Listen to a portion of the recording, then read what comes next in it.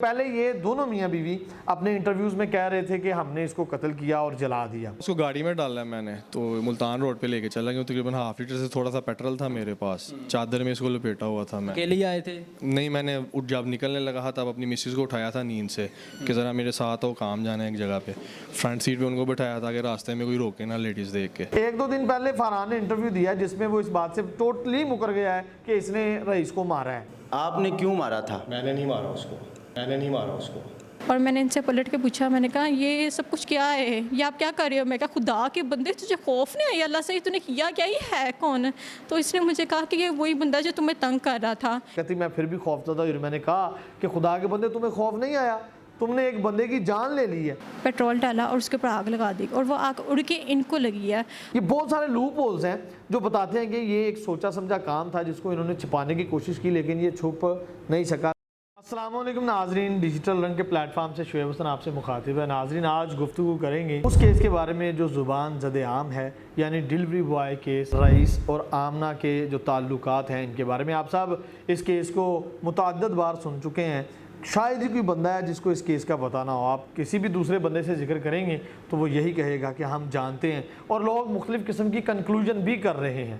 کوئی آمنہ کو قصوروار ٹھہرا رہا ہے, کوئی رئیس کو قصوروار ٹھہرا رہا ہے, اور فرحان جو آمنہ کا ہسبینڈ ہے جو ملزم بن گیا اس سارے معاملے میں, وہ اپنے آپ کو کس طرح محفوظ رکھ سکتا تھا. یہ سارا معاملہ آپ لوگوں کے سامنے ہے. آمنہ اور فرحان کے بہت سارے انٹرویوز ہوئے ہیں, رئیس کی فیملی کے انٹرویوز ہوئے ہیں, آپ ہر بات جانتے ہیں. میں پوائنٹ پہ آتا ہوں. پہلے یہ دونوں میاں بیوی اپنے انٹرویوز میں کہہ رہے تھے کہ ہم نے اس کو قتل کیا اور جلا دیا. 1-2 دن پہلے فرحان نے انٹرویو دیا جس میں وہ اس بات سے ٹوٹلی مکر گیا ہے کہ اس نے رئیس کو مارا ہے. یہ کہتا ہے کہ اس کے ساتھ 2 بندے تھے, یہ تینوں مل کے ڈکیتی کرتے تھے, لوگوں کی بیویوں کو ہراساں کرتے تھے, گھروں کو لوٹتے تھے, طرح طرح کے الزامات جو ہے وہ اس نے اس پہ لگائے. اور کہتا ہے کہ آپ ان 2 بندوں کو ڈھونڈیں اور سارا انویسٹیگیٹ کریں, آپ کو پتہ چل جائے گا کہ کس نے مارا ہے.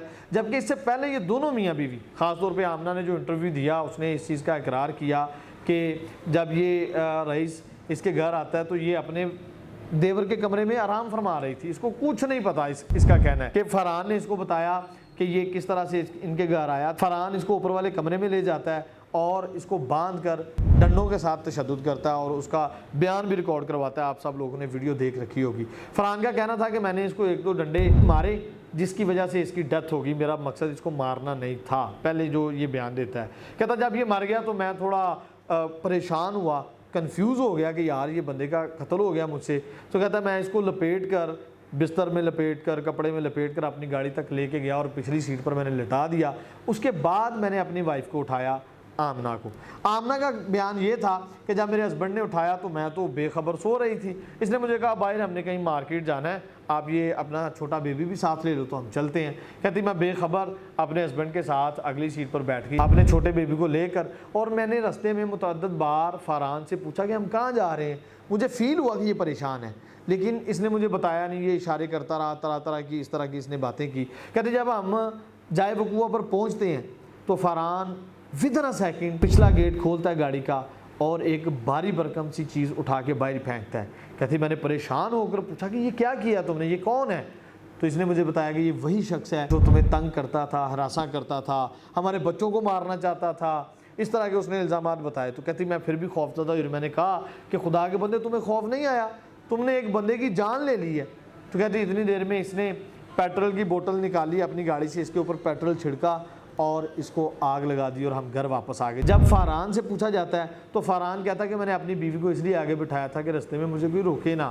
اگر کوئی دیکھے گا کہ بیوی بیٹھی ہے, بچہ بیٹھا, فیملی ہے, کہیں بھی جا رہے ہیں, کسی کو شک نہیں آئے گا. اس کو آگ لگا کر جلا کر یہ دونوں میاں بیوی گھر آ جاتے ہیں اور ریلیکس ہو جاتے ہیں. اس کے بعد اینڈ آف دا ڈے یہ پکڑے جاتے ہیں. اس کیس کے انویسٹیگیشن انچارج ہیں رانا سہیل صاحب. ان کا کہنا ہے کہ یہ جو آمنہ نامی خاتون ہے اس کا رئیس کے ساتھ کوئی ریلیشن تھا, کسی طرح نمبر ٹرانسفر ہوا, وہ ڈیلیوری بوائے تھا, وہ آتا جاتا تھا اور یہ آپس میں گفتگو بھی کرتے تھے. تقریباً 6 ماہ کا عرصہ بتاتے ہیں کہ اس سے پہلے بھی اس کے سسر نے بھی رئیس کے ساتھ اس کو پکڑا تھا اور اس کو اس کی امی کے گھر بھیج دیا. پھر بعد میں صلح ہوئی, فرحان جا کے لے آیا. یہ سارا معاملہ کھل کے سامنے آتا ہے. ان کی وہ ایک تصویر بھی لیک ہوئی جس میں یہ گفتگو کر رہے ہیں ایک دوسرے کے ساتھ. آمنہ اس کے ساتھ بات کر رہی ہے رئیس کے ساتھ, اور اس پر بھی اس نے بیان دیا کہ وہ مجھ سے اچانک اس کی کال پک ہو گئی.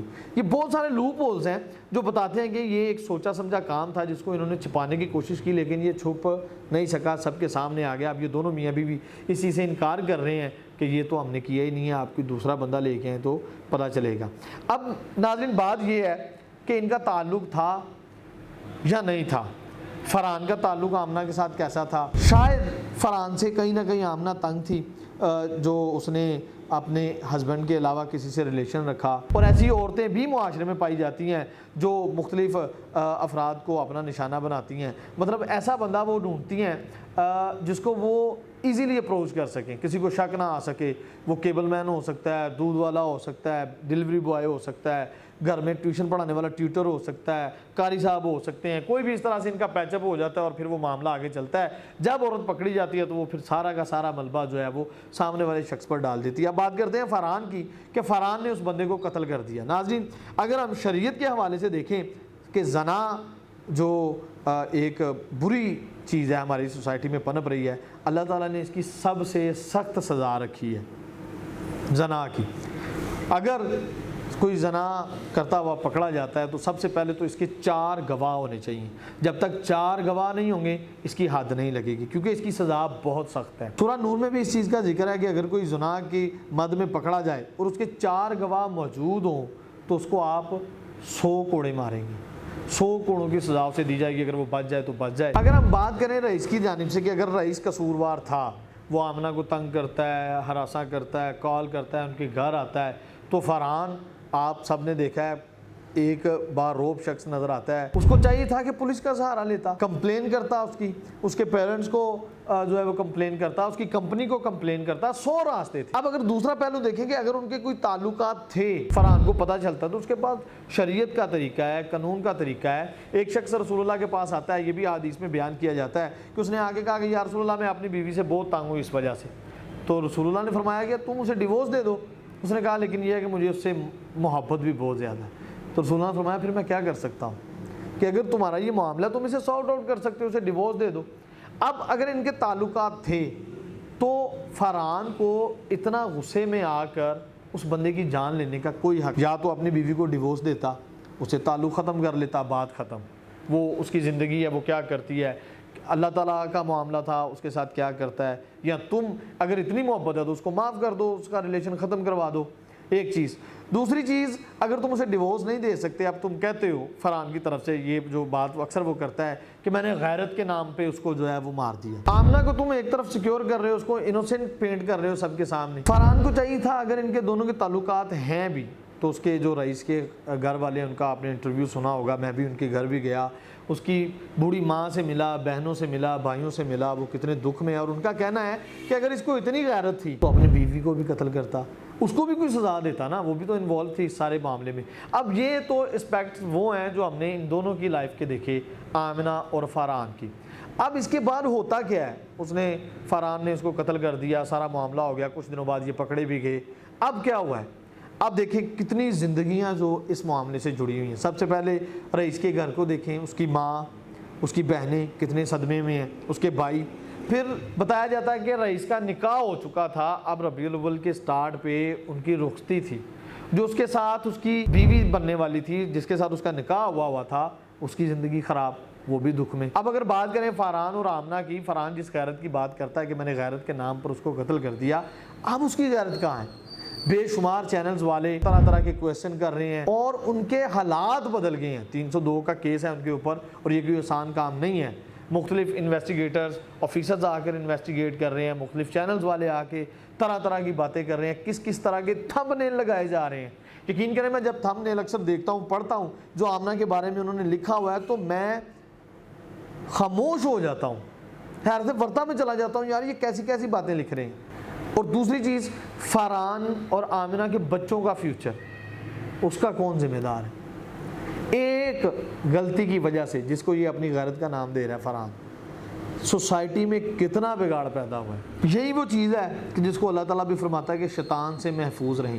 شیطان کے ایک وسوسے سے دیکھیں, رئیس اپنی جان سے گیا, آمنہ اب جیل میں ہے, اگر فرحان نے قتل کیا تو وہ بھی پھنسا ہوا ہے. یہ سارا معاملہ بگاڑ کی طرف چلا گیا. ہمیں اس معاملے سے سبق کیا لینا چاہیے, خاص طور پہ ہماری نوجوان نسل؟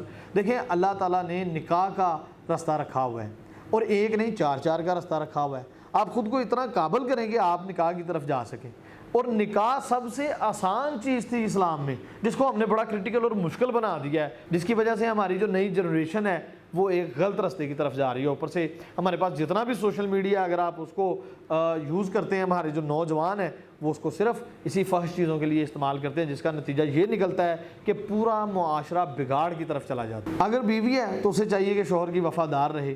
اللہ فرماتا ہے کہ میاں بیوی کو میں نے ایک دوسرے کا لباس بنایا ہے، ایک دوسرے کا پردہ بنایا ہے۔ اگر مرد ہے، شوہر ہے، اسے پتہ چلتا ہے کہ اس کی بیوی اس طرح سے ہے تو اس کو چاہیے کہ عقل سے ٹیکل کرے۔ دوسرا، اپنی بیوی کو اتنا وے نہ دے کہ وہ اس طرح سے تمام تر حدود کو کراس کر کے اپنی بھی عزت خراب کرے اور اپنے خاوند کی بھی عزت خراب کرے۔